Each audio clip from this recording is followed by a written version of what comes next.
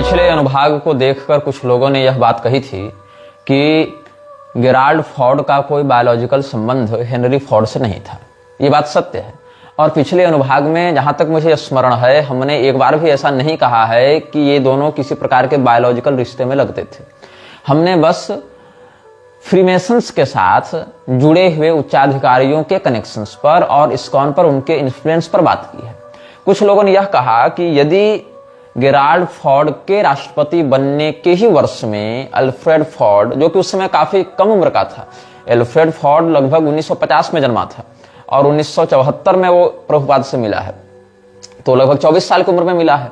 तो उस समय 24 साल की उम्र में स्पष्ट बात है कि उसकी सामाजिक समझ या व्यापारिक समझ उस निपुणता के साथ नहीं दिख रही होगी। तो कहीं ऐसा तो नहीं कि प्रभुपाद पहले बहुत अच्छा था, बहुत अच्छे उद्देश्य से चल रहा था, बाद में फॉर्ड फाउंडेशन ने उसको हाईजैक किया। जैसा कि बहुत से लोग प्रभुपाद की वकालत में ये कहते हैं कि प्रभुपाद पहले बहुत अच्छे व्यक्ति थे, भगवान के भक्त थे, बड़े विद्वान थे, बड़े संयमी व्यक्ति थे, लेकिन इस्कॉन को हाईजैक करके लोगों ने उनको जहर दे दिया या उनके साथ गद्दारी कर दी या उनके ही सिद्धांतों के विरुद्ध चले गए। मतलब प्रभुपाद कहना कुछ और चाहते थे, इस्कॉन किसी और मार्ग में चला गया। ऐसा कुछ लोग प्रभुपाद की वकालत में कहते हैं। या फिर कुछ लोग यह कहते हैं कि प्रभुपाद के साथ उन्हीं के विदेशी शिष्यों ने गद्दारी करते हुए उनको जहर देकर मरवा दिया। ये सब अलग अलग हियरसेज हैं, अलग अलग बातें समाज में सुनने को मिलती हैं, लेकिन हम ऐसा नहीं मानते। क्योंकि अल्फ्रेड फॉर्ड ने जब 1974 में प्रभुपाद को ज्वाइन किया था, उससे पहले से प्रभुपाद का फ्रीमेसन से संबंध बना हुआ था। जून 1972 में मेक्सिको के मेसोनिक लॉज में प्रभुपाद ने व्याख्यान दिया था और इससे संबंधित चित्रादि हम पहले सार्वजनिक कर चुके हैं। तो 1972 के जून में ही प्रभुपाद ने मेसोनिक लॉज में व्याख्यान दिया था। कहां वाले? मेक्सिको वाले संस्थान में। और 1974 में अल्फ्रेड फॉर्ड ने इसको ज्वाइन किया था। तो ऐसा नहीं है कि फॉर्ड परिवार जब सक्रियता से प्रभुपाद के साथ लगा तभी से ज्यूस का इन्फ्लुएंस बढ़ा उसके जीवन में।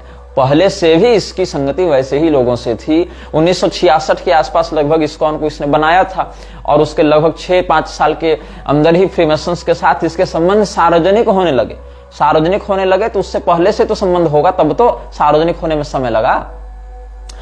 अब यहां पर हमारे पास बहुत से ऐसे लोगों ने संदेश भेजे हैं जो इस्कॉन के लिए अभी कार्य कर रहे हैं या इस्कॉन के लिए कार्य कर रहे थे। मैं उनका नाम सुरक्षात्मक कारणों से नहीं लूंगा। इसमें से एक व्यक्ति हैं पुणे से, वो लिखते हैं हरेश श्रीनिवास आचार्य। मैं उनके बातों को हिंदी में अनुदित करके आपको बताऊंगा। ऐसे इन्होंने अंग्रेजी में लिखा है कि I am a 24-year-old Madhav ब्राह्मण of the Kanva Shukla Yajurveda currently residing in Pune. Please do not mention my name publicly for my safety. तो ठीक है, हम इनका नाम नहीं बताएंगे सार्वजनिक रूप से। तो ये कह रहे हैं कि ये माधव संप्रदाय के ब्राह्मण हैं और काण्व शुक्ल यजुर्वेदी शाखा से इनका संबंध है। वर्तमान में ये 24 वर्ष के हैं। जब ये कॉलेज में थे, इस्कॉन के लोग युवाओं के लिए कोर्स बनाते थे और कॉलेज इत्यादि में सेमिनार करते थे जहां पर इस्कॉन से जुड़े। तो प्रारंभ में इनको लगा कि ये लोग एक जेन्युइन वैष्णव संप्रदाय हैं जो कृष्ण भक्ति का प्रचार कर रहे हैं, लेकिन वास्तविकता काफी दूर थी। ये लोग सबसे नीचे के स्तर पर व्यक्ति की मानसिकता लेकर उसकी कुल परंपरा, उसके गोत्र परंपरा इत्यादि को नष्ट कर रहे हैं। These people are the lowest of all, destroying one's कुल and गोत्र traditions, suppressing कुल देवा पूजा and imposing their own fabricated rules। अपने मनमौजी नियमों को थोप रहे हैं और जो वंश कुलागत परंपरा सनातन धर्म के अनुसार प्राप्त है लोगों को, उससे दूर कर रहे हैं। अर्जुन की भी यही चिंता थी। उत्साद्यमते जाति धर्मा कुल धर्माश्च शाश्वता। और दुर्भाग्य का विषय है कि जो व्यक्ति गीता को यथारूप एज इट इज प्रस्तुत करने का दावा करता है, उसी व्यक्ति ने स्वयं भी, उसके पूर्वजों ने भी और उसके अनुयायियों ने भी कुल धर्म जाति धर्म को नष्ट करने में ही पूरा का पूरा संसाधन और सामर्थ्य लगा रखा है। अब यथारूप गीता के पहले, मतलब मुख्य गीता भाग से पहले जो उपोद्घात प्रकरण प्रस्तावना इत्यादि होती है, वहां पर इस्कॉन वालों ने अपनी गुरु परंपरा दे रखी है। भगवान कृष्ण से प्रारंभ करते हैं। भगवान कृष्ण ब्रह्मा वैसे करते हुए ये लोग मध्वाचार्य जी के माध्यम से फिर यहाँ घुसते हैं और उधर भक्ति विनोद ठाकुर, भक्ति सिद्धांत सरस्वती गोस्वामी, फिर प्रभुपाद, ये सब पर लेकर आते हैं। अब समस्या क्या है, बीच में चैतन्य महाप्रभु इत्यादि को भी इसने घुसाया है। अब समस्या क्या है कि मध्व संप्रदाय वाले स्वयं अपनी परंपरा भगवान कृष्ण से नहीं मानते हैं। मध्व संप्रदाय वाले स्वयं अपनी परंपरा भगवान विष्णु से मानते हैं। यद्यपि मैं आपको स्पष्ट कर दूं, तात्विक दृष्टि से जो भगवान कृष्ण हैं वही भगवान विष्णु हैं, वही भगवान राम हैं हमारे लिए। लेकिन जो अतिवादिता से ग्रस्त ये लोग हैं, ये एक और स्वयं को भगवान कृष्ण के बोनेफाइड लाइनेज में बताते हैं, दूसरी ओर बीच में मध्वाचार्य जी को भी घुसाते हैं। किंतु मध्वाचार्य जी की स्वयं की जो माध्व परंपरा वो वर्णित करते हैं या उनके अनुयायी वर्णित करते हैं, अपने जो जिसको ब्रह्म संप्रदाय की परंपरा भी कहते हैं, वहां से भगवान नारायण से ब्रह्मा, ब्रह्मा के बाद ये अपने गुरुजनों का नाम लेते हैं। तो वहां भगवान कृष्ण को ये प्रधान संप्रदाय प्रवर्तकाचार्य के रूप में नहीं देखते हैं, वो भगवान विष्णु से ही लेते हैं वो लोग। यद्यपि अब अगर ये लोग कहेंगे कि जो भगवान कृष्ण है वही तो विष्णु हैं, तो ये बात तुमको तब क्यों नहीं समझ में आती जब भगवान कृष्ण की प्रशंसा करने के चक्कर में तुम लोगों ने अपने ही गीता में और अपने ही भागवत टीकाओं में कितनी बार भगवान विष्णु की निंदा की है, कितनी बार भगवान विष्णु को नीचा दिखाया। तब ये बात तुमको क्यों याद नहीं आती है कि जो कृष्ण है वही विष्णु है? तब तो ये बात आनी चाहिए ना याद। तो भगवान कृष्ण से अपनी परंपरा दिखाते हैं, बीच में मध्वाचार्य जी को लेते हैं। लेकिन मध्वाचार्य जी तो वर्णाश्रम के प्रबल समर्थक थे। मध्वाचार्य जी तो श्रुति सिद्धांत का विरोध नहीं करना चाहते थे, उस प्रकार से उन्होंने श्रुति विरुद्ध कोई बात कहने का दुस्साहस नहीं किया है। यद्यपि उन्होंने द्वैत मत का जो प्रवर्तन किया उसका प्रत्यक्ष बाध कई अद्वैत बोधनी श्रुतियों से हो जाता है, स्पष्ट महावाक्यों से भी हो जाता है। किंतु उन्होंने वेद को अप्रमाण नहीं कहा, उन्होंने वेद को परिवर्तनशील नहीं कहा, उन्होंने वर्णाश्रम का विरोध नहीं किया। ज्ञान कांड में ही सब संप्रदाय में अंतर है, कर्मकांड उपासना कांड में कोई वैमनस्य या कोई भेदभाव नहीं है। इन लोगों ने उसको तक विकृत कर दिया, बीच में घुसा दिया चैतन्य महाप्रभु का नाम, और फिर सीधे अपने आप को उन्हीं के समकक्ष दिखाने के लिए क्या कह दिया भक्ति सिद्धांत सरस्वती गोस्वामी उर्फ विमल प्रसाद दत्त के समय में कि चैतन्य महाप्रभु के बाद डायरेक्ट उस परंपरा में हम ही एकमात्र दंडी सन्यासी हुए हैं। वो भी कैसे? ब्राह्मणेतर होकर भी दंड सन्यास ले लिया, वो भी अपने गुरु के फोटो के सामने खुद ही डंडा पकड़ लिया, कहा हम दंडी सन्यासी हो गए। और जब गौड़ीय संप्रदाय वालों ने मान्यता नहीं दी तो गौड़ीय मठ नाम से अलग एनजीओ रजिस्टर्ड करा लिया और कहा we are the disciples of bonafide guru parampara lineage, ये इसने घोषणा कर रखी थी। अस्तु, अब हम इन संदेशक की बात पर लौटते हैं। इनके किसी मित्र ने म्लेच्छराज श्रृंखला के विषय में इनको बताया था। A friend of mine recently forwarded your Mlechharaj series in which you described how Mlechraj destroys Kuladharma and Kuldev Puja. ISKCON is doing an excellent job of dismantling Sanatan Dharma in multiple ways. ISKCON सनातन धर्म को नष्ट करने का काम बहुत बढ़िया से कर रहा है। And the worst part is that they falsely claim their parampara is linked to Madhvacharya. Sri Ananda Tirtha Bhagavad never engaged in such practices as ISKCON does. आनंद तीर्थ भगवत्पाद, जिनको प्रचलित भाषा में मध्वाचार्य जी के नाम से जाना जाता है, उन्होंने कभी ऐसी किसी गतिविधि में स्वयं को संलिप्त नहीं किया, न ऐसा उपदेश दिया जैसा ISKCON कर रहा है। यहां पर क्या कर रहा है ISKCON? जनेऊ तक उतरवा रहा है लोगों को, जनेऊ उतरवा एक और रहा है और क्या कहता है? They even attempted to remove my yajnopavita janeu and propagated the idea that we are all Shudras, a topic I believe you have addressed in your lectures. और दूसरी ओर अंग्रेजों को जनेऊ पहना रहा है, ब्राह्मणों से जनेऊ उतरवा रहा है, अंग्रेजों को जनेऊ पहना रहा है। मतलब समझ रहे हो तुम्हारी कुल धर्म जाति धर्म व्यवस्था को कैसे नष्ट कर रहा है ISKCON। However, the issue of Kuldeva Puja is particularly alarming. I have personally witnessed the destruction of many ISKCON members' lives due to their ignorance of Kulachar. Yes, Radha Krishna puja can be performed but so must Kulachar. बिल्कुल सही बात। At one point even I was briefly influenced by ISKCON's ideology but by the grace of Shri Vanashankari I never ceased her puja और that of Shri Venkateshwara. Hindus must recognise this harsh truth about ISKCON regarding the depiction of Shripad Madhvacharya prana mudra. It is not traditional. बात आपको अगर स्मरण होगी जब हम म्लेच्छराज के अनुयायियों के नियमावलियां बता रहे थे कि इनको देर रात को सोना होता है और सुबह जल्दी उठना होता है, 3 से 4 घंटे ही ये सोते हैं। तो नरेंद्र मोदी जैसे लोग हों या प्रभुपाद जैसे लोग हों, ये भी 4 घंटे से अधिक नींद नहीं लेते हैं। ये भी एक अनिवार्य नियम है म्लेच्छराज के प्रधान अनुयायियों के लिए। तो गीता जो यथारूप इन्होंने छापी है उसमें भगवान कृष्ण का जो ये चित्र है वो इस प्रकार से है। हालांकि यहाँ पर ऐसे कर दिया थोड़ा सा डिफरेंस दिखाने के लिए, लेकिन ऐसे ही उन्होंने किया है। और मैंने जो आपको शैतान की मूर्ति का दिखाया था सैटेनिक चर्च के माध्यम से, जहां पर वृक्षराज की प्रतिमाएं वो लोग बेफोमेट या अलग अलग नामों से प्रसारित कर रहे हैं, वहां पर भी इसी मुद्रा को उन्होंने दिखाया था। तो इन लोगों ने फिर कुतर्क किया कि द्वैतवादी है ना, इसीलिए दो दिखाते हैं, ये दो का सिग्नल है, प्राण मुद्रा है। नहीं, बात सुनो क्या है, ये जो लूसीफर का चिन्ह ये लोग बना रहे हैं उसको प्राण मुद्रा के साथ जोड़कर दिखा रहे हैं, मिलावट कर रहे हैं, जैसे कोई पानी मिलाकर दूध बेच दे वैसा कर रहे हैं। तो माध्वाचार्य जी के जो चित्र में ये लोग दिखाते हैं कि वो तो मध्वाचार्य जी के भी चित्र और मूर्तियों में, वो ट्रेडिशनल नहीं है। मध्वाचार्य जी का अभय मुद्रा, ज्ञान मुद्रा इत्यादि का ही प्रयोग किया जाता रहा है। Regarding the depiction of Shripad Madhvacharya prana mudra, it is not traditional. The older vigrahas and depictions of the acharya show him with abhaya mudra, jnana mudra. I am providing a link to a video where a Madhva scholar discusses this matter, although it is in Kannada, it is highly Sanskritised and should be understandable. फिर इन्होंने कुछ हमको प्रमाण स्वरूप video इत्यादि भेजे हैं। Although this is not the exact video I was searching for, there exists another one where the scholar explicitly stated that Madhvacharya should be depicted with Jnana Mudra and holding the Brahma Sutra. This information is accurate to the best of my knowledge. Please feel free to contact if further assistance is needed. ठीक है। और बंगाल से भी कई लोगों ने मुझसे संपर्क किया जिन्होंने कहा कि यहाँ के जो पारंपरिक गौड़ीय वैष्णवाचार्य हैं वो इस्कॉन को अपने प्रतिनिधि के रूप में या प्रभुपाद को विशुद्ध चैतन्य महाप्रभु के अनुयायी के रूप में मान्यता नहीं देते हैं। और एक कोई, इनका भी नाम नहीं बताऊंगा, ये वेस्ट बंगाल सिलीगुड़ी से इन्होंने मुझे मेल किया था। Shriman Narayan Maharaj ji, I am from Siliguri, West Bengal. I am in touch, or say I am in a group of ISKCON from the past 3-4 years because of lockdown. They were prominently preaching in my area. जब lockdown लगा था तो ISKCON के प्रचारक इधर उधर जा रहे थे अपने कॉर्पोरेट का प्रचार करने के लिए, तो ये भी जुड़ा हुआ था उन लोगों से 3-4 साल से। पहले इसको लगा कि वो लोग सही हैं, द युग dharma is harinam jap, but when I started reading their books and attending their classes, I started doubting them because in classes and books they prominently praised Jesus Christ while in the next chapter only degrading lord Shiva.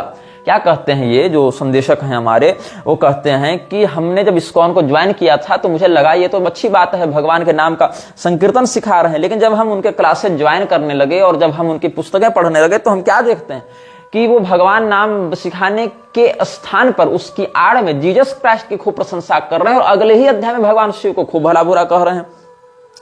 I have some references from the books I want to share, but before that, when I started reading about Prabhupada, I was having doubt if he was a स्वर्ण बणिक। हाँ, बहुत से लोगों ने यह कहा है कि प्रभुपाद कायस्थ नहीं थे, प्रभुपाद स्वर्ण बणिक नामक समुदाय से थे, स्वर्ण बणिक, और ये शूद्र वर्ण में आते हैं, इनका यज्ञोपवीत आदि नहीं होता है। तो मैं आपको स्पष्ट कर दूं, कायस्थ समुदाय के अष्टविध विभाजन है, जिसमें 4 विभाजन द्विजाति में आते हैं और 4 विभाजन शूद्र में आते हैं। इनको समग्र रूप से कायस्थ ही माना गया है शास्त्रों में, और इस विषय पर हम पहले एक दीर्घ वक्तव्य निर्गत कर चुके हैं। तो बृहद धर्म पुराण के अनुसार स्वर्ण वर्णिकों को शूद्र वर्ण में रखा गया है, लेकिन फिर भी प्रभुपाद यज्ञोपवीत पहने हुए रहता था, इस प्रकार से यहाँ दिखाया गया है। एक चित्र भी उन्होंने भेजा है प्रभुपाद का, जो कृष्णा.com से लिया गया है, बैक टू गॉड हेड, इस टाइटल से ये चित्र है, जहां प्रभुपाद किसी तीर्थ जल में नदी में स्नान कर रहा है और जनेऊ भी पहना हुआ है। फिर ये क्या लिखते हैं, then I got to know that after the Harinam initiation they also give second initiation, the so-called Brahmanical initiation, where they give initiation to all kind of varnas and give them Gayatri mantra and Janev and tell them to chant it and say now you are Brahmin। अब ये लोग दूसरा fraud क्या कर रहे हैं कि ये हर जाति को पहले नाम संकीर्तन के बहाने अपने आप से जोड़ेंगे, फिर सबको जनेऊ दे देकर कहेंगे अब तुम ब्राह्मण हो गए, अब तुम गायत्री मंत्र जपो, अब तुम ब्राह्मण हो गए। इसकी क्या आवश्यकता है? ये कोई आवश्यकता नहीं। न चैतन्य महाप्रभु ने कभी ऐसा किया, न कभी मध्वाचार्य जी ने ऐसा किया, न भगवान कृष्ण ने ऐसा करने का, लेकिन फिर भी ये लोग ऐसा पाखंड इन्हीं तीनों महाविभूतियों के नाम पर, परब्रह्म और उनके अनन्यभूत उपासकों के नाम पर कर रहे हैं, और अंग्रेजों को भी, स्त्रियों को भी सब ऐसा कर रहे हैं। Like in the following picture, Prabhupada giving Brahmanical initiation to one foreigner and his wife। एक अंग्रेजन को, विदेशी को और उसकी पत्नी को प्रभुपाद जनेऊ दे रहा है और उसको गायत्री मंत्र सिखा रहा है। और इतना ही नहीं, Srila Prabhupada wore 3 threads when he was placed in samadhi. Other Vaishnavas in Gaudiya tradition wear 6 single threads to signify the 6 Goswamis.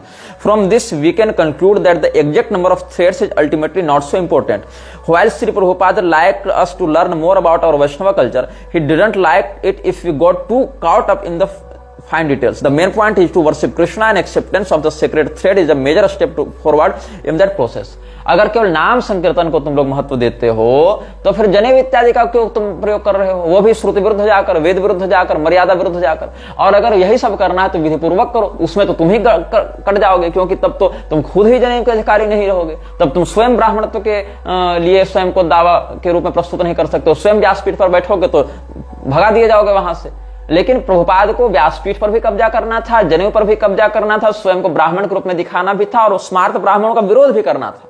मतलब इसको ब्राह्मण के रूप में स्वयं को प्रतिष्ठित करना है, लेकिन जो परंपरागत विशुद्ध असली ब्राह्मण है उनको गाली भी देना है, ताकि अपने नकली ब्राह्मण को असली रूप में बेचा जा सके। ये इसका एक फॉल्सहुड था। अब as given on their website here, they say that the number of threads isn't important. The Brahma Granthi they don't know, then how they are giving the initiation Narayana knows. जब इनको पता ही नहीं कि जनेऊ में धागा कितना हो रहा है, जनेऊ में ग्रंथि कैसे लगनी है, तो कौन सी दीक्षा देते हैं जनेऊ पहना कर और किस प्रकार से ब्राह्मण सिद्ध करते हैं, भगवान ही जाने।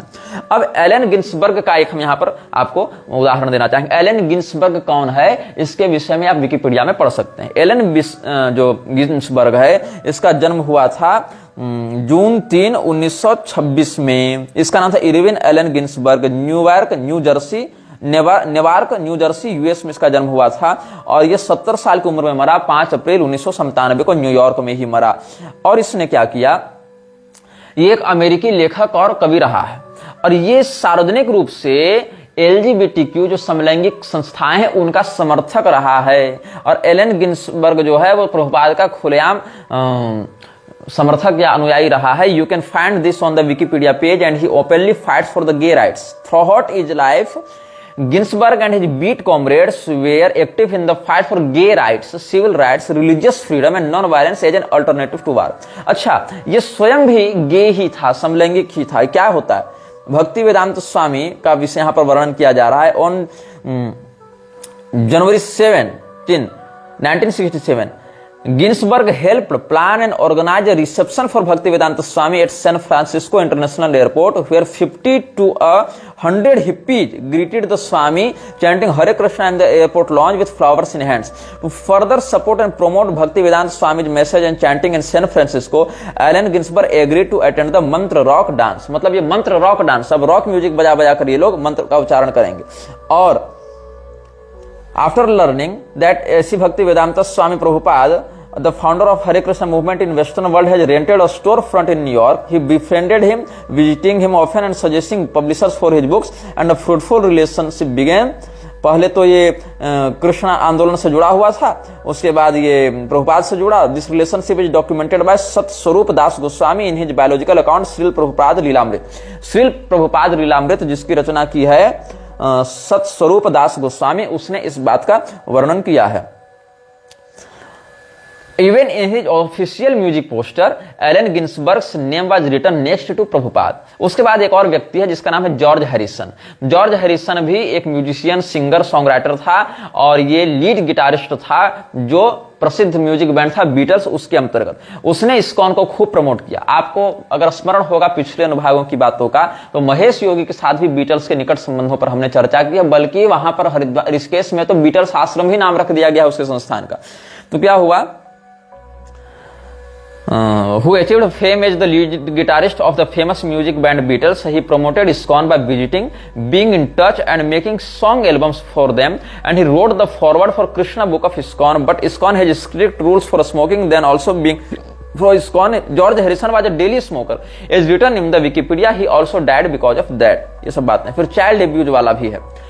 Prabhupada directed his disciples to train children in boarding school called Gurukulas, where they would receive education from spiritual leaders. However, as reported by sociologist of religion E. Burke Rochford, through mismanagement, these schools became like orphanages. After Prabhupada's departure, it came to light that physical and sexual abuse occurred within these schools due to lack of oversight, as stated in Wikipedia.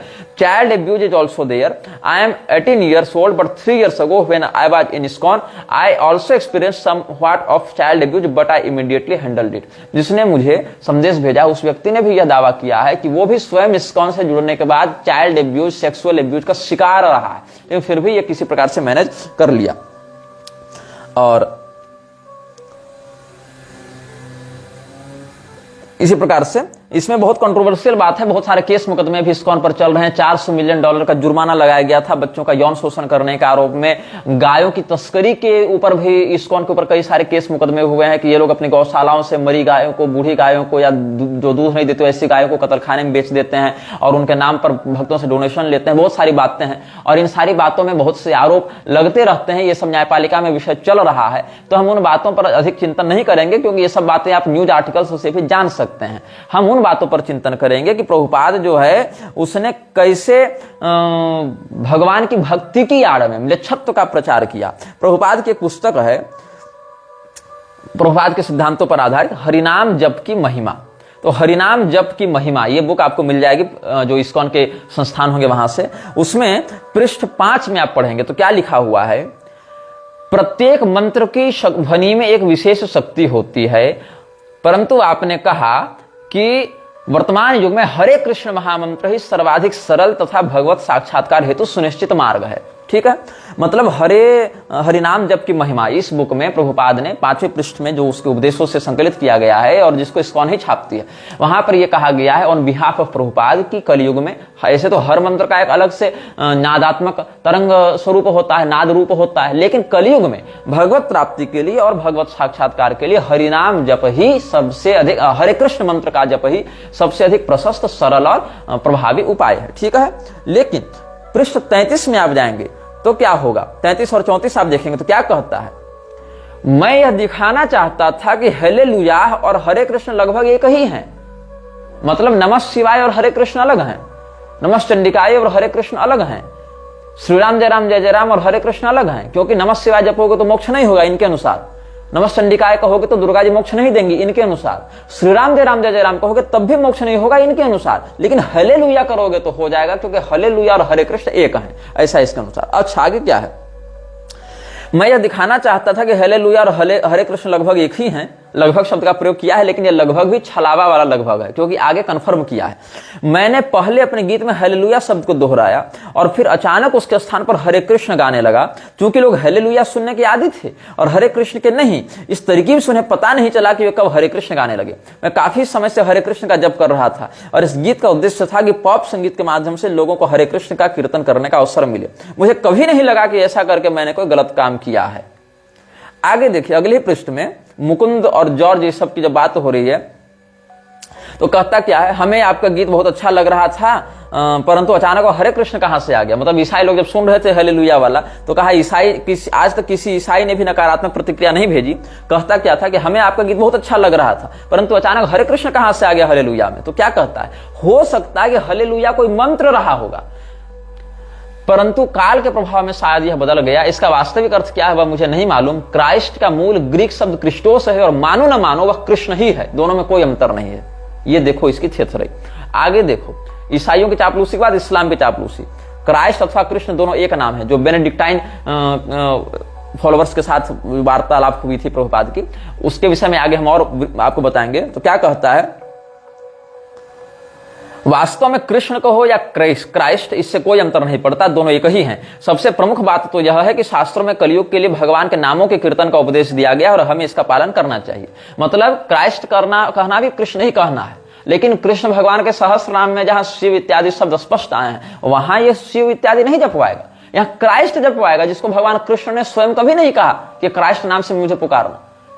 लेकिन ये जो है वो Christ कहवाएगा और ये कहेगा कि तुम मानो न मानो एक ही बात है। आगे देखो इस्लाम धर्म के अनुयायी भी अल्लाह के नामों को अत्यंत पवित्र मानते हैं और उन पर ध्यान करते हैं। कुरान के अनुसार अल्लाह के 99 नाम हैं जिन्हें सुंदर नाम कहा जाता है। उन नामों को ताजमहल एवं अन्य मस्जिदों की दीवारों पर खुदाई करके लिखा गया है।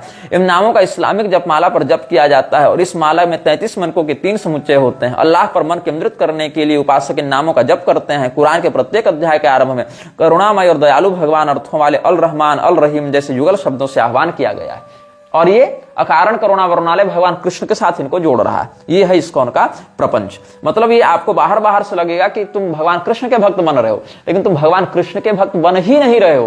तुम बन रहे हो केवल इस्कॉन के अनुयायी और इस्कॉन के लिए कृष्ण और क्राइस्ट में कोई अंतर नहीं है। अब आपको एक बात ध्यान में रखनी चाहिए कि भगवान कृष्ण ने अपने विभूति योग में कहा है रुद्राणाम शंकरश्चास्मि, लेकिन भगवान कृष्ण ने स्वयं शिव जी को अपना रूप बताया। ये लोग शिवरात्रि मनाते आपको नहीं दिखेंगे, लेकिन भगवान कृष्ण ने जीसस क्राइस्ट के विषय में कुछ नहीं कहा। लेकिन ये लोग क्या कहेंगे कि Christ is Krishna and Krishna is Christ. भगवान कृष्ण शिव जी को अपना रूप बता रहे हैं, लेकिन वहां पर इनको नहीं माननी है वो बात। भगवान कृष्ण ने जब रुद्राणाम शंकरश्चास्मि में कहा तो वहां ये बात नहीं माननी है, लेकिन भगवान कृष्ण को क्राइस्ट के साथ जबरदस्ती इनको जोड़ देना है और क्रिसमस मनाना है, लेकिन शिवरात्रि नहीं मनानी है, नवरात्र नहीं मनाना है। जबकि भगवती दुर्गा और भगवान कृष्ण में तत्वतः कोई भेद नहीं है, यह भी शास्त्र कई बार वर्णित कर चुके हैं। लेकिन इसको नवरात्र नहीं मनाना है, शिवरात्रि नहीं मनानी है, इसको मनाना है क्रिसमस। और यह कहना है कि क्रिसमस जो है वो पवित्र पर्व है, पवित्र त्योहार है। और यही कारण है कि आप हरे कृष्ण टीवी या अमोघ लीला प्रभु इत्यादि के कई वीडियो देख लें, वहां पर शिवरात्रि या नवरात्र के व्रतों को निभाते अपनाते हुए इस्कॉनीय आपको नहीं दिखेंगे। क्रिसमस मनाते हुए और लॉर्ड जीसस क्राइस्ट की प्रेजिंग्स करते हुए आपको सैकड़ों वीडियो मिल जाएंगे। अनन्यता का ढोंग है, अनन्यता का ढोंग करते हुए कहते हैं हम केवल कृष्ण भगवान को मानेंगे और किसी को नहीं मानेंगे। तो जीसस क्राइस्ट को क्यों मानते हो? तो कहते हैं जो जीसस है वही तो कृष्ण है, क्राइस्ट और कृष्ण एक ही बात है। लेकिन भगवान शिव के साथ जो हरिहर भगवान की अनन्यता है, भगवान कृष्ण की अभिन्नता का वर्णन किया गया है, उसको ये लोग नहीं मानेंगे, क्योंकि इनको हिंदू धर्म का प्रचार नहीं करना है, इनको सिद्धांत का प्रचार नहीं करना है, इनको अपना एक अलग ही सिंडिकेट और गिरोह लेकर चलना है। तो प्रभुपाद ने वृंदावन में 15 मार्च 1974 को एक बात कही थी जिसके विषय में बहुत कम लोग जानते हैं। क्या हुआ, एक है ना अर्च्य विष्णुशिला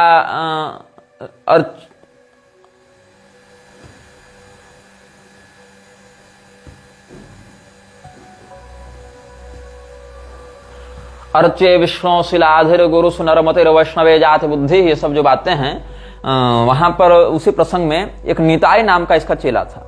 तो निताई को ये पद्म पुराण से कुछ श्लोक पढ़ा रहा था और कहा कि जो विष्णु से रहित है वो नारकी होता है। ये सब नारकी इत्यादि के विषय में चर्चा चल रही थी। तो क्या कहा प्रभुपाद ने? प्रभुपाद की इस बात को बहुत गंभीरता से सुनना और समझने का प्रयास करना। प्रभुपाद कहता है when it will teach military art with tilak soldier will Hare Krishna Hare Krishna Hare Krishna. We want that, हम लोग को ऐसे सैनिक बनाने हैं जो हरे कृष्ण हरे कृष्ण हरे कृष्ण कहते हुए आगे बढ़ें।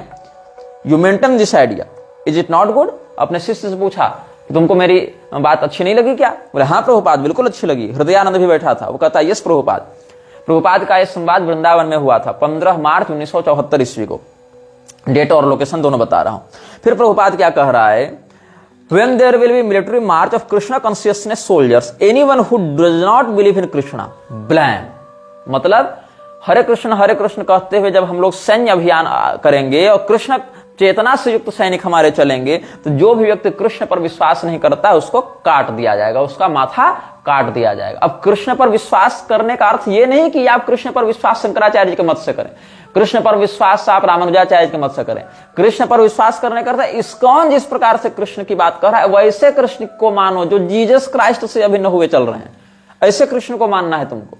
अगर तुम कहोगे हाँ हम कृष्ण भगवान को बिल्कुल मानते हैं, लेकिन हम राम जी को ही मानते हैं, हम शिव जी को ही मानते हैं, तो बोलेगा नहीं, तब तुम असली वाले नहीं मान रहे हो, यथारूप वाले नहीं मान रहे हो। यथारूप वाले ओरिजिनल बोनाफाइड गुरु परंपरा वाले हम हैं, इसलिए हम जैसे कह रहे हैं वैसे मानो, नहीं तो माथा काट दिया जाएगा। ये षड्यंत्र है इस्कॉन का कि अपने जो कल्ट है, अपने कल्ट के अतिरिक्त अगर कोई व्यक्ति कृष्ण को भी पूज रहा है लेकिन क्राइस्ट से जोड़कर नहीं पूज रहा है तो उसको मार दिया जाए, क्योंकि बार बार ईसा मसीह को कृष्ण से अभिन्न दिखाकर यह प्रभुपाद ने कहा है कि अगर कोई कृष्ण को मानता है तो क्राइस्ट को भी मानना पड़ेगा।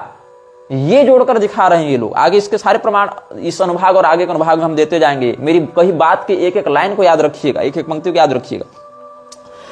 और कहो कि ये तो धर्म युद्ध होगा, तो नहीं, राम जी के सारे भक्त मार दिए जाएंगे, दुर्गा जी के सारे उपासक मार दिए जाएंगे, गणपति भगवान, सूर्य देव, विष्णु भगवान के भी उपासक मार दिए जाएंगे, क्योंकि ये लोग कृष्ण भगवान को सुप्रीम डायटी मानते हैं और विष्णु भगवान को उनके नीचे मानते हैं। ये लोग अभेद नहीं देख पाते कृष्ण और विष्णु में, और भगवान कृष्ण की सर्वोच्चता भी इस्कॉन की माइंडसेट, इस्कॉन वाले चश्मे से मानते हैं, न कि ये शास्त्रीय रूप में मानते हैं। तो यहां पर क्या कहता है, when there will be a military march of Krishna consciousness soldiers, anyone who does not believe in Krishna, blame. Yes, the same process as the Mohammedans did with sword and Quran, we will have to do that. वही पद्धति हम अपनाएंगे जो कुरान के साथ इस्लाम ने अपनाया। जब मुसलमानों ने हाथ में कुरान और तलवार लेकर इस्लाम के विरोधियों का माथा काटना आरंभ किया, वैसे ही हम भी हर उस व्यक्ति का माथा कटना वैसी ही शैली में आरंभ करेंगे जैसे हर कृष्ण विरोधी का, मतलब जो कृष्ण को मेरे मापदंडों के आधार पर नहीं मानता उसको मारेंगे। और पूछेंगे, do you believe in Krishna और not? No sir, blam, finished. और फिर हंसता है ये, laughter, Prabhupada laughs, what do you think Madhudvisa Maharaj, is that all right? Madhudvisa Maharaj से पूछता, आप क्या कहते हैं, ये ठीक है? बोले यस यस, ये ठीक है। और फिर कहते हैं हम लोग कम्युनिस्ट के खिलाफ लड़ेंगे। कैसे? What this communist can do, we can do better than them, we can kill many communists like that, then it will be counter action of communist movement, and you think like that, why are you sitting idly, no employment, come on the field, take this plot, take this bull, go on working, why are you sitting idly? This is Krishna consciousness movement, nobody should be allowed to sit down and sleep। ये पूरे के पूरे corporate गुलाम को तैयार करेंगे। कोई अगर बैठा हुआ है अपने घर में, नहीं तुम बैठो मत, बैठा क्यों है जी, तुम उठो बाहर, ये हल लो, ये बैल लो, जाकर खेत जोतो और हरे कृष्ण चिल्लाओ। लेकिन अगर तुम दुर्गा जी को उपासना कर रहे हो तो मार दिए जाओगे। अगर तुम कहोगे हाँ हम कृष्ण भगवान को मानेंगे लेकिन अपने घर में हम बैठकर हरि भजन करेंगे, तो नहीं, तुम सारा काम करो, तुम हमारे लिए खेती करो, हमारे लिए नौकरी करो और हमारे दिए मंत्र को जपो और हमारे अनुसार उपासना करो। देख रहे हो कैसे ये कॉर्पोरेट का गुलाम बनाना चाहता था प्रभुपाद। मतलब अगर तुम दुर्गा जी की आराधना करते हो तो मार दिए जाओगे, तुमको केवल कृष्ण भगवान की आराधना करनी है। अगर तुम कृष्ण भगवान की आराधना सर्वदेव समभाव से करते हो तो मार दिए जाओगे। तुमको कृष्ण भगवान की आराधना उस रूप में करनी है जिस रूप में इस्कॉन प्रस्तुत कर रहा है, क्राइस्ट से अभिन्न रूप में, और उस रूप में भी तुम घर में बैठकर आराधना नहीं कर सकते हो। तुमको इस्कॉन के अभियानों के लिए गुलामी करनी पड़ेगी, काम करना पड़ेगा। ये इसका मोटो है। और उसके बाद ये कोई भी वर्ण की कोई भी अपना सकता है लेकिन हमारे लिए काम करेगा। They must find out some employment, either work as Brahmin और एज क्षत्रिय और एज वैश्य, ये सब कह रहा है। तो ये जो है और आगे क्या कहता है, You will be honored everywhere. Jai Hare Krishna, all round for the benefit of the human society. This is our mission. We are prepared to offer everything and be Krishna consciousness. और क्या कहता है, वर्णाश्रम धर्म यही है कि तुम मेरे लिए काम करो और जिस जिस काम को हम कर रहे हैं वैसे तुम ब्राह्मण बन जाओ, वैसे क्षत्रिय बन जाओ, वैसे वैसे बन जाओ। ये कह रहा है। Not by eating and sleeping become rogues and thieves and rascals, that we will not allow. This is वर्णाश्रम धर्म। और आगे क्या कहता है, you will be honoured everywhere any part of the world and automatically these bogus avatara incarnations, God and yogis and swamis will all be doomed. You see, this rascal society, अवतार भगवान, incarnations, yogis, these rascals will be doomed. ये हाल है। लेकिन Krishna consciousness में कृष्ण भगवान के अतिरिक्त वालों को मार दिया जाएगा, लेकिन जीसस क्राइस्ट को अगर तुम कृष्ण के साथ जोड़ रहे हो तब नहीं मारा जाएगा। ये इस्कॉन की मोनोपोली है। इस्कॉन हिंदू नहीं है, इस्कॉन एक अलग कल्ट है जिसने केवल कृष्ण भगवान, केवल चैतन्य महाप्रभु, केवल मध्वाचार्य का नाम उठाया है ताकि उसको एक दिखाया जा सके हम तो हिंदू हैं भैया, हम तो तुम्हारे अनुसार चल रहे हैं। लेकिन आगे हम इसके ढोंग को बहुत अच्छे से बताएंगे। अब तुम लोगों को लग रहा होगा कि ये तो घर घर घूम घूम के हरे राम हरे कृष्ण ये सब का प्रचार कर रहे हैं, लेकिन सुनो, इनका जो हरे राम मंत्र है उसमें राम का अर्थ भगवान श्री रामचंद्र जी को नहीं मानते। वहां पर ये राम तत्व को स्वीकार नहीं करेंगे। ये लोग क्या कहेंगे कि यहां पर कृष्ण का अर्थ तो कृष्ण है, हमारे कृष्ण है, लेकिन राम का अर्थ भी कृष्ण है। मतलब रमंती योगिनो यस्मिन् स रामः, और वो राम कौन है, हमारे कृष्ण है। मतलब इनको भगवान श्री रामचंद्र जी के नाम से ही दिक्कत है, अनन्यता दिखाने के चक्कर में कि हम तो राम जी को नहीं मानेंगे कि वो पूर्ण ब्रह्म है, हम तो मानेंगे राम जी ठीक है कृष्ण भगवान के एक स्वरूप है लेकिन बहुत नीचे हैं, कृष्ण भगवान के रूप हैं बस, वो कृष्ण भगवान के समान अथॉरिटी में नहीं है, वो पूर्ण ब्रह्म नहीं है। ऐसा कौन मानते हैं, इस्कॉन वाले मानते हैं। तो वो लोग क्या कहेंगे कि हरे राम में हरे का अर्थ भी कृष्ण है जबकि वहां पर तीनों रूप में बताया गया है, भगवान विष्णु के रूप में, भगवान राम के रूप में, भगवान कृष्ण के रूप में, तीनों को सम्मिश्रित रूप में वहां प्रस्तुत किया गया है। और राधा तंत्र में तो इसमें भगवान शिव, शक्ति, दुर्गा, त्रिपुरा इत्यादि को भी परिभाषित किया गया है कि इसमें जो अलग अलग राम हैं, अलग अलग कृष्ण हैं, अलग अलग हरे हैं, उनमें से किसका किसका क्या अर्थ है, यह राधा तंत्र में स्पष्ट किया गया है। और इस मंत्र की व्याख्या में हम पहले अपने मुख्य चैनल पर एक वक्तव्य निर्गत कर चुके हैं। तो ये जो लोग कह रहे हैं इस्कॉन वाले कि हरे का भी अर्थ कृष्ण है क्योंकि समस्त दुखों का हरण करते हैं, राम का अर्थ भी कृष्ण है क्योंकि सबों में रमण करते हैं, और कृष्ण का अर्थ तो कृष्ण है। अब समस्या क्या है कि अतिवादिता के इसी चक्कर में रामानंद संप्रदाय वाले भी ऐसा ही कुछ करते हैं। वो लोग कृष्ण का अर्थ कृष्ण नहीं मानते, वो लोग कहेंगे नहीं हरि का अर्थ विष्णु नहीं, हरे का अर्थ राम है क्योंकि राम जी अपने भक्तों के कष्ट का हरण करते हैं, और राम का अर्थ तो राम ही है, वो तो बदलेगा नहीं। और कृष्ण का अर्थ भी राम है क्योंकि भगवान कृष्ण राम ही सभी लोगों को अपनी ओर आकर्षित करते हैं, आकृष्ट करते हैं। तो कुल मिला के इस मंत्र के पूर्ण भाव को कोई व्यक्त नहीं करेगा। ये लोग क्या पकड़ लेंगे इस्कॉन वाले कि हरे राम हरे कृष्ण में कृष्ण का अर्थ भी कृष्ण है, राम का अर्थ भी कृष्ण है, हरि का अर्थ भी कृष्ण है। रामानंद वाले पकड़ लेंगे कि नहीं, इनका अर्थ भी राम है, राम का अर्थ भी राम है, हरि का अर्थ भी राम है, कृष्ण का अर्थ भी राम है। और कुछ लोग तो अतिवादिता वाले पॉडकास्ट में मैं देख रहा था, कोई लड़की थी, पता नहीं चित्रलेखा थी कि जया किशोरी, वो क्या कह रहे थे कि हरे तो राधा जी का नाम है और राम का अर्थ है रमण करने वाले, तो हरे राम मतलब जो राधिका रमण है वो कृष्ण है। ये अलग नई बात निकाल कर ये लोग ले आए हैं। तो ये लोग स्वीकार नहीं कर पाते कि वहां राम जी भी हो सकते हैं। अब क्या हुआ, गोस्वामी तुलसीदास जी से भी ये लोग बहुत घृणा करते हैं इस्कॉन वाले। गोस्वामी तुलसीदास जी को ये लोग क्या कहते हैं कि वो असली वैष्णव नहीं थे, प्योर वैष्णव नहीं थे।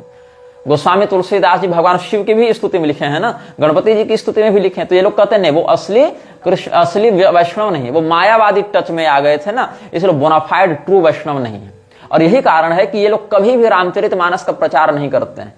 कोई इक्का दुक्का अगर कर भी दे तो उसको दबा देते हैं। अमोघ लीला प्रभु का तुम वीडियो देखना, उसमें वो क्या जब अनटोल्ड रामायण वाला सीरीज निकाला उसमें तुम 3-4 मिनट के बाद से देखना क्या कहता है कि गोस्वामी तुलसीदास जी भृगुवंशी थे और भृगु जी ने विष्णु भगवान के छाती में लात मारी थी, इसीलिए हम गोस्वामी जी के रामचरितमानस नहीं पढ़ेंगे। तो अरे मूर्खों, तुम लोग जाकर कम से कम पद्म पुराण ही देख लेते, कम से कम विष्णु पुराण ही देख लेते, वहां तो वाल्मीकि जी को भी भृगुवंशी बताया गया है। तब वाल्मीकि जी के रामायण क्यों पढ़ते हो? और वहां पर भी वाल्मीकि जी की रामायण में भी जहां पर रावण वध के बाद भगवान ब्रह्मा ने भगवान श्री रामचंद्र जी को परम ब्रह्म बताया है, जहां पर उनको महाविष्णु के रूप में वर्णित किया है, वहां ये लोग क्या कहते हैं कि नहीं आप परब्रह्म नहीं है, अनुवाद में गड़बड़ करते हैं, आप तो कृष्ण भगवान के अंश हैं। वहां जबरदस्ती कृष्ण शब्द को घुसा रहे हैं प्रसंग विरुद्ध जाते हुए।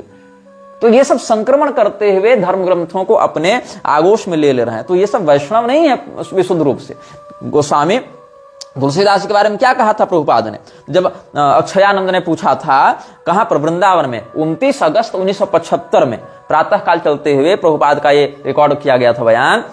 गोस्वामी तुलसीदास का अपमान किया था। जब पूछता है अक्षयानंद कि श्री प्रभुपाद तुलसीदास टीचिंग बोनाफाइड, क्या तुलसीदास की उपदेश वास्तविक है, ओरिजिनल है, विशुद्ध है? बोला नहीं, he is not pure Vaishnav, he has got Mayavadi touch. मतलब प्रभुपाद के अनुसार तुलसीदास जी विशुद्ध वैष्णव नहीं थे, ये विशुद्ध वैष्णव है। इसके लिए पैगंबर विशुद्ध वैष्णव था। मैं इसकी बात बताऊंगा तो इस्लाम के प्रवर्तक को यह वैष्णव मानता है, लेकिन गोस्वामी तुलसीदास जी को प्रभुपाद विशुद्ध वैष्णव नहीं मानता था। और भगवान महादेव ने इन लोगों के बारे में क्या कहा? भगवान महादेव कौन है? परम वैष्णव है, वैष्णवानाम यथा शंभु। भगवान महादेव से अधिक बोनाफाइड वैष्णव कोई नहीं हो सकता। महिषमर्दनी तंत्र में उन्होंने क्या कहा है?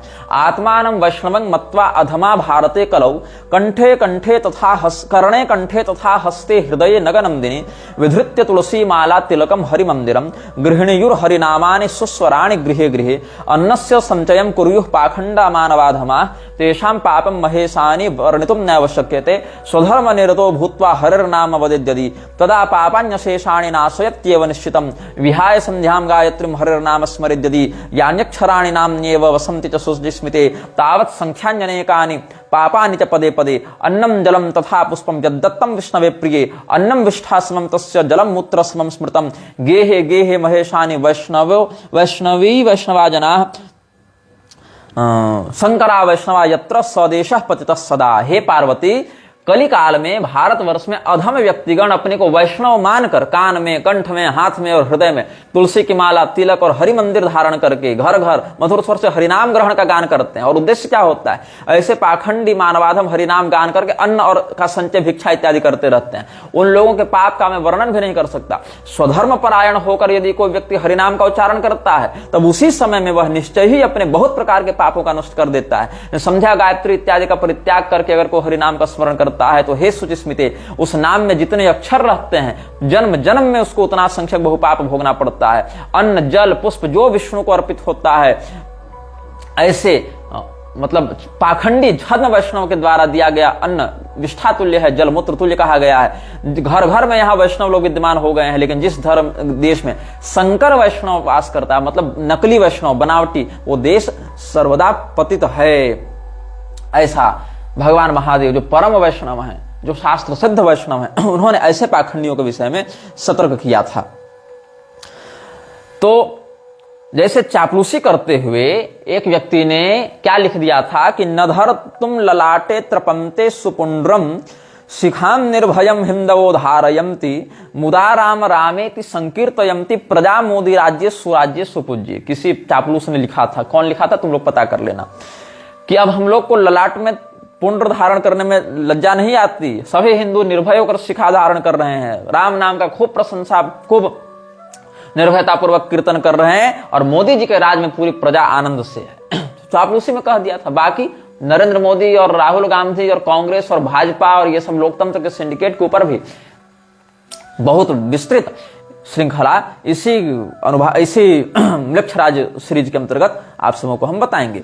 प्रभुपाद के विषय में कहा जाता है कि प्रभुपाद जो है अपने जवानी में ही कृष्ण कॉन्शियसनेस को फैलाने लगा था, और विदेश में जाकर इसने हिंदू धर्म का प्रचार किया, विदेश में जाकर इसने कृष्ण भक्ति का प्रचार किया। जबकि सत्य क्या है, इसका गुरु जो था भक्ति सिद्धांत, वो पहले ही भारत में 60 से अधिक सेंटर्स गौड़ीय मठ के खोल चुका था, और जर्मनी, इंग्लैंड इत्यादि में भी वो सेंटर्स खोल चुका था। मतलब प्रभुपाद बिल्कुल सिरे से नए से जाकर शुरुआत नहीं करता है। और ये क्या कहता है विकिपीडिया इत्यादि में इसके विषय में जो बातें लोग प्रचारित कर रहे हैं, कहते हैं in his old age at 69 he journeyed in 1965 from Kolkata to New York City on a cargo ship taking with him little more than a few trunk of books he knew no one in America. वाह, ये America में किसी को नहीं जानता था, जबकि गौड़ीय मठ वाले ही कितना विदेश में प्रचार कर चुके थे इसके जाने से पहले, लेकिन इसके अनुसार ये किसी को नहीं जानता था। मतलब इससे चमत्कार हो गया और इसको सब लोग सीधे फ्रीमेसन्स वाले मिल गए और सीधे इसको अपने यहां बुलाकर प्रवचन करा लिया और इससे दीक्षा भी ले ली और इसको लाखों करोड़ों का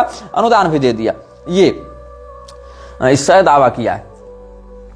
अब क्या हुआ कि दुर्वासा मुनि को जब आप पढ़ोगे, जो इसने लिखा है श्रीमद् भागवत का भाष्य, उसमें लिखता है the supreme personality of Godhead is worshipped by words brahmanya deva go brahmana हिताय च, thus he is the well wisher of the brahmanas. Durvasa Muni was certainly a very great brahmana, but because he was a non-devotee, he could not sacrifice everything in devotional service. Durvasa मुनि की निंदा करते हुए प्रभुपाद ने लिखा है कि दुर्वासा मुनि चूंकि अच्छे ब्राह्मण थे, इसीलिए भगवान उनका आदर करते थे, लेकिन वो एक भक्त नहीं थे।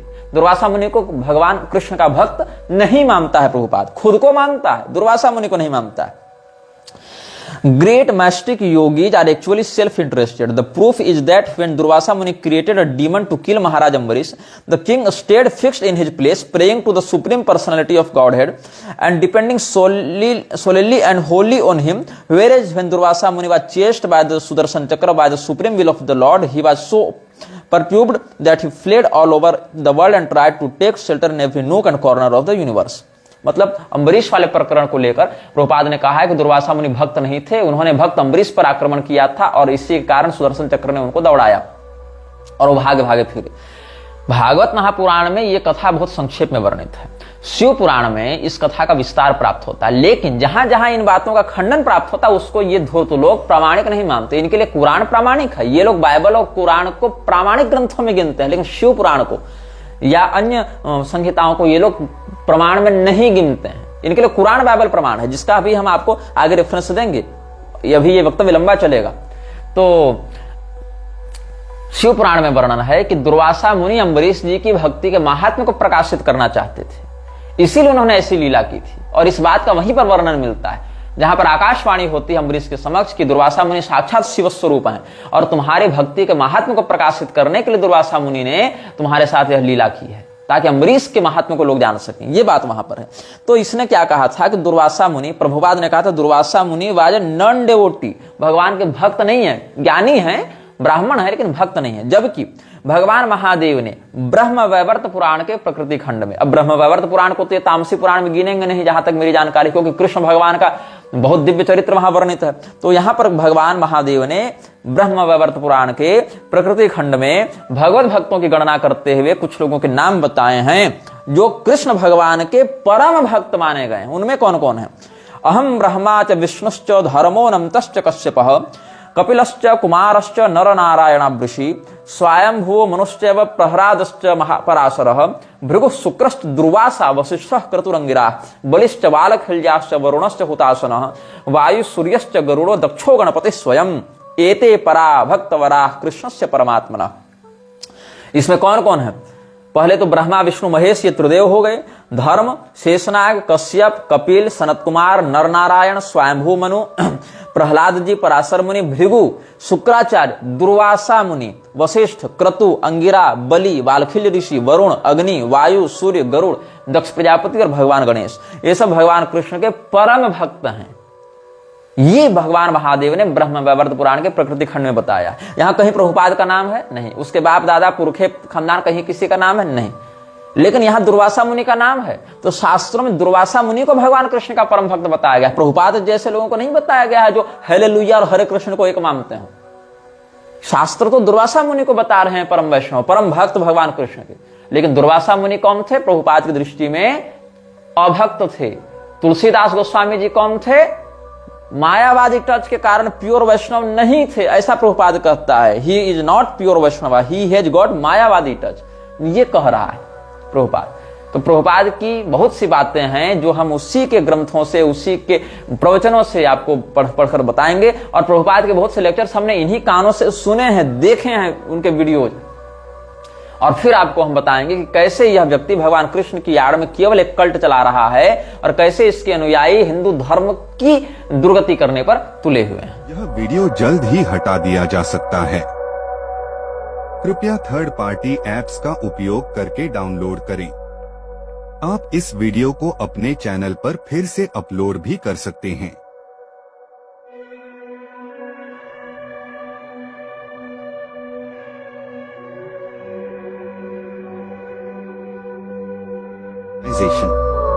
This video may get deleted soon. Please download using third-party apps. You may also re-upload this video on your channels. Thank you.